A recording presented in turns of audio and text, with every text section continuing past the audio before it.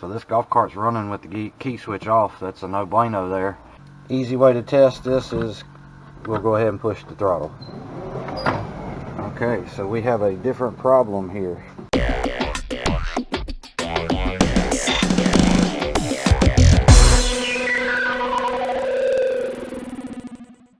What's up, everybody?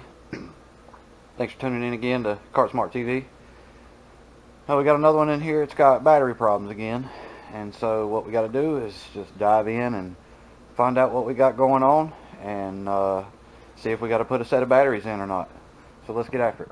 Club Car DS, electric obviously. We are going to test this battery pack and see what it looks like. Okay, got my voltmeter out here. Positive post, negative post. 1.4 volts in the entire battery pack. So we know now for a fact that we're gonna have to have batteries in this cart. So to be able to check the rest of the system here, like all the other electronic components, that's what we're gonna do. So we're gonna drop a set of batteries in here. Alright, so now y'all see we got a new battery pack in. We're going to see what our voltage is real quick. Alright, so 50.2. Looking good there. Voltmeter out of our way. Now we're going to see if we can get it to run. Okay, so we got life. But you know what? I don't know if you guys noticed, but when I lean down here, I forgot to cut the key switch on. So this golf cart's running with the key switch off. That's a no-bueno there. So typically that's probably a bad key switch here. And then we're gonna open up that dash and see if we can't figure out what's going on with that. If it's even the key switch problem. Sometimes it could be the micro switch that's right here in your V-Glide that's not operating properly. But I feel like typically, like I said, that's the main problem, is that key switch. So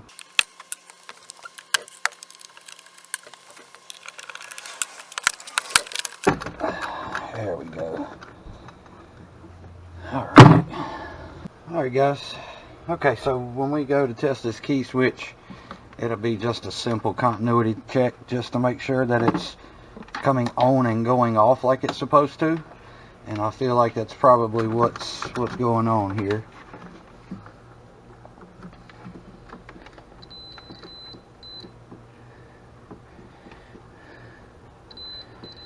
So it's off and already trying to tell me that it's on.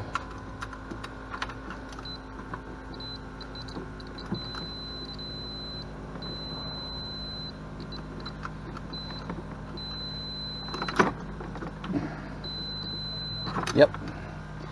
Alright, so in this case we're just going to go grab a key switch and get a new one popped in here for this customer. And as if you can see here that there's a cover right here where there's 4 tabs on the back side. It's gonna be hard to see, but they're little tabs that you just push in with your finger because they're not hard to do at all. There you go, and you can see there's the tabs that you just push in. It'll release that cover, and then you can get to your nut back there to get this off, and then you can get your wires off, which I would suggest that you already have the new key switch with you. And maybe before you actually pull it out of here, or before you completely unwire it, you just go ahead and take the wires off, put it to the new one, take the key switch out and throw it out. You'll have your wires already on the new one. Slide it back in, put your nut on, and you're ready to go. Alright guys, so you can see my old switch still hanging here, still got wires on it. I went ahead and put my new one in to its position on the dash.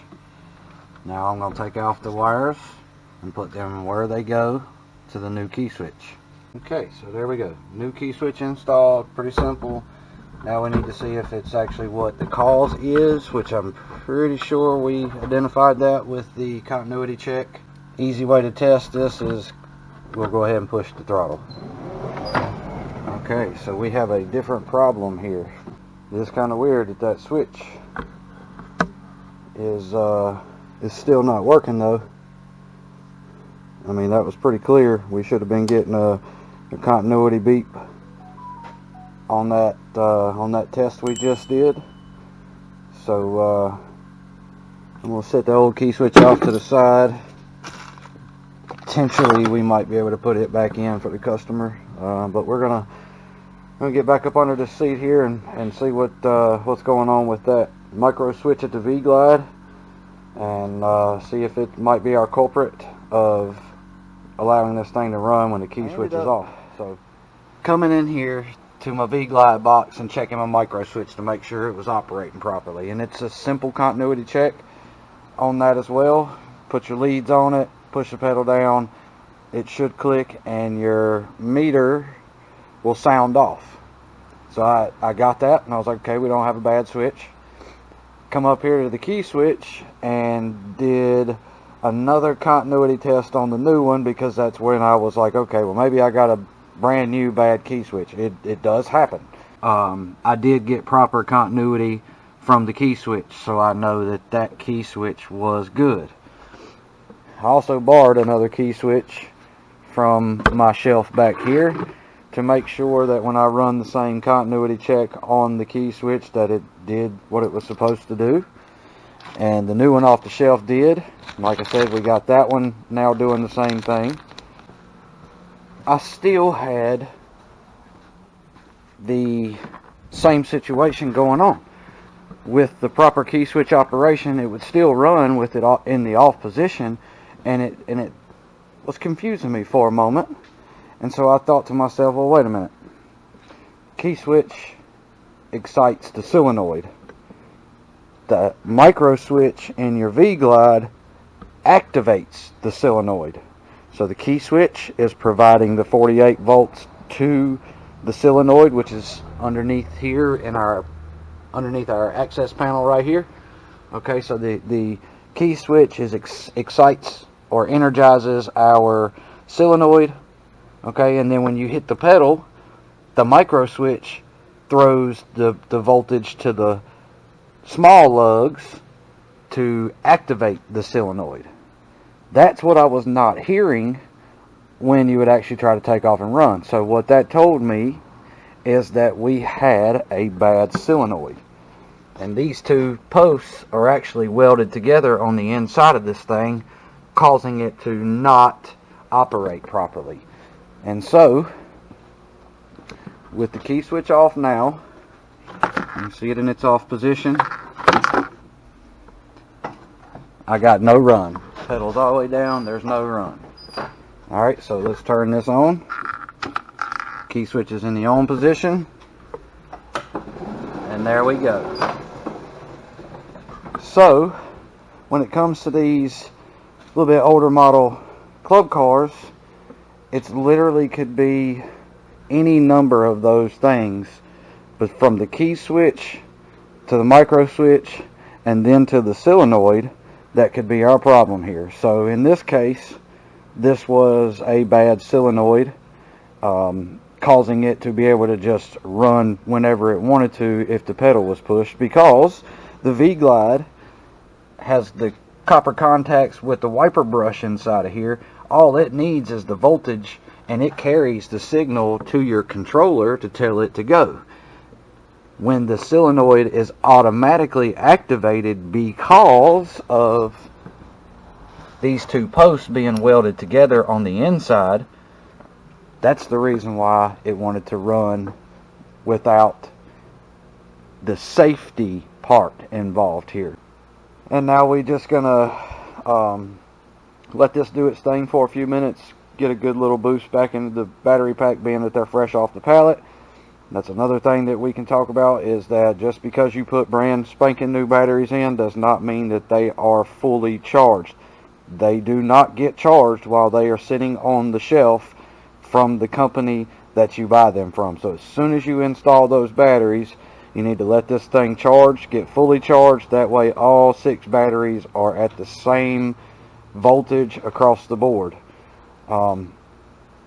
So yeah, we're gonna give this thing just a few minutes to put a little life into it, a little better life into it, and then we're going to go out here and give it a good test ride. Alright guys, see here that the key switch is in the off position. Got it in forward. We're going to take a little test here before we take it out, see if it moves with no key switch on. There we go. Now I'm going to turn the key switch on, see if we can get it to move that way. Oh yeah, that's it. Alright, so let's get our door open here to the outside world.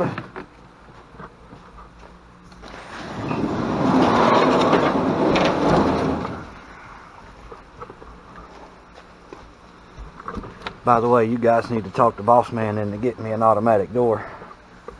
That would be awesome. Anyway, a little rainy, but we're going to take this thing out and see what we can get.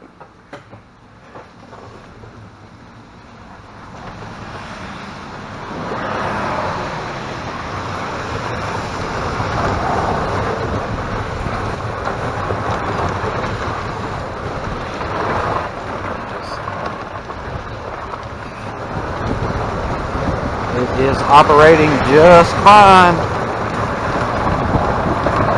Don't want to keep it out here in the moisture too long. That's the thing about electric golf carts. They do not like the wet weather very much at all. So, and guys, as always, thank you for watching the video.